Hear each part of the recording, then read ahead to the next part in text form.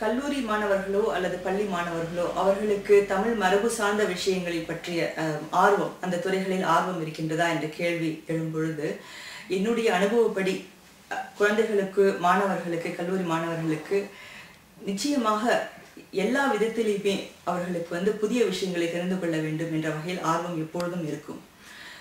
இது ஒரு இயல்பு, எல்லோருக்கும் இருக்கக்கூடிய ஒரு இயல்பு.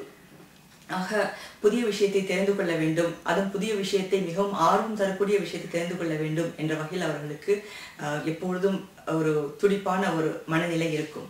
ஆனால் பிரச்சனை என்ன என்று யோசிக்கும் பொழுது, மாணவர்களுக்கு தகுந்த வகையில் ஒரு எக்ஸ்போஷர் என்பது கிடைக்காத பொழுது அவர்களுக்கு புதிய விஷயங்களில் அறிமுகம் ஆகாத நிலையில் புதிய விஷயங்களில் உள்ளே நுழைந்து அவற்றை தெரிந்து கொள்வதற்கு அவர்களுக்கு வாய்ப்பு என்பது அமையாமல் போய்விடுகின்றது.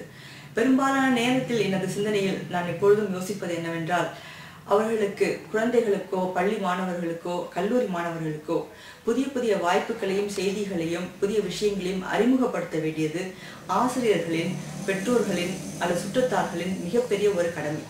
அந்த கடமையை விட்டுவிடும் பொழுது குழந்தைகளுடைய கவனம் என்பது கல்வி, அந்த கல்வி என்பது சோதனை சார்ந்த ஒரு கல்வி என்பதாக மட்டுமே அமைந்து விடுகின்றது. இது ஒரு குறுகிய மனப்பான்மை கொண்டு, அதாவது ஒரு வேலையை அடிப்படையாக ஒரு பணி கிடைக்க வேண்டும், அதன் மூலமாக ஒரு வருமானம் வர வேண்டும் என்ற வகையில் மட்டும் சிந்தனையை அமைத்துக் கொள்ள வகையில் ஒரு மனிதரை உருவாக்குகின்ற ஒரு நிலையை காண்கின்றோம். அதை விடுத்து உலகில் நடக்கின்ற பல விஷயங்கள், பொதுவான விஷயங்களில் ஈடுபாடு, சமூகம், நமது பண்பாடு, நமது பாரம்பரியம், நமது மொழி, இவ்வாறான விஷயங்களில் பல புதிய புதிய செய்திகளை குழந்தைகளுக்கு, மாணவர்களுக்கு வழங்க வேண்டிய கட்டாயம் ஆசிரியர்களுக்கும் பெற்றோர்களுக்கும் அதிகமாக இருக்கின்றது. பொதுவாகவே இந்த மாணவர்களோடு உரையாடும் பொழுது வெவ்வேறு விதமான அணுகுமுறைகள் இருக்கின்றன. அதாவது ஒன்றை செய்ய வேண்டாம் என்று சொல்லும் பொழுது, அதுவும் வேகமான ஒரு துணியில், அவர்கள் மனதை வருத்தப்படுத்தும் துணியில் சொல்லும் பொழுது குழந்தைகளுக்கு அதனை உடனே கேட்டு ஏற்றுக்கொண்டு செய்ய வேண்டும் என்ற வகையில் ஒரு ஆர்வம் ஏற்படுவதில்லை. அதனை விடுத்து நானும் செய்து காட்டுகிறேன், என்னோடு சேர்ந்து நீங்கள் இணைந்து செய்யுங்கள் என்று சொல்லி அழைத்து செல்லும் பொழுது குழந்தைகளுக்கு அதில் நேரடி அனுபவம் ஏற்படுகின்றது. அந்த மாதிரி நேரடி அனுபவம் ஏற்படும் பொழுது அவர்கள் மிகுந்த ஈடுபாட்டுடன் அவர்களும் ஈடுபட்டு அந்த பணிகளில் தங்களையும் ஈடுபட்டுக் கொள்வார்கள். அதே சமயத்தில் மேலும் பெற்றோர்கள் அல்லது ஆசிரியர்களை விட மேலும் இன்னும் அதிக பலத்தை, சக்தியை அதில் செலவிட்டு, நேரத்தை, ஆர்வத்தை செலவிட்டு மேலும் புதிய புதிய சிந்தனைகள், புதிய புதிய விஷயங்களை கண்டுபிடிக்கக்கூடிய வகையில் அவர்களுடைய நடவடிக்கைகள் நிச்சயமாக இருக்கும். இந்த வகையில் மாணவர்களுடன் நானும் சில ஆய்வுகள், எனது தொழில் சம்பந்தப்பட்ட வகைகளும் ஈடுபட்டிருப்பதால் நேரடி அனுபவத்தில் இந்த கருத்தினை நான் தெரிவிக்கின்றேன்.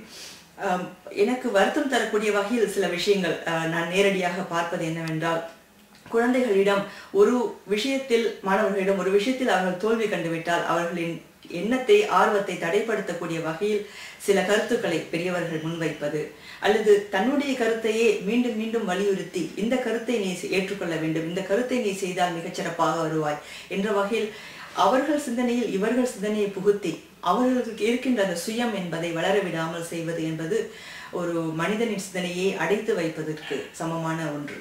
ஆக இது நமது சமூகத்தில் பாரம்பரியமாக பல வகைகளில் இவை தொடர்ந்து நடத்தப்பட்டு கொண்டே வருகின்றன.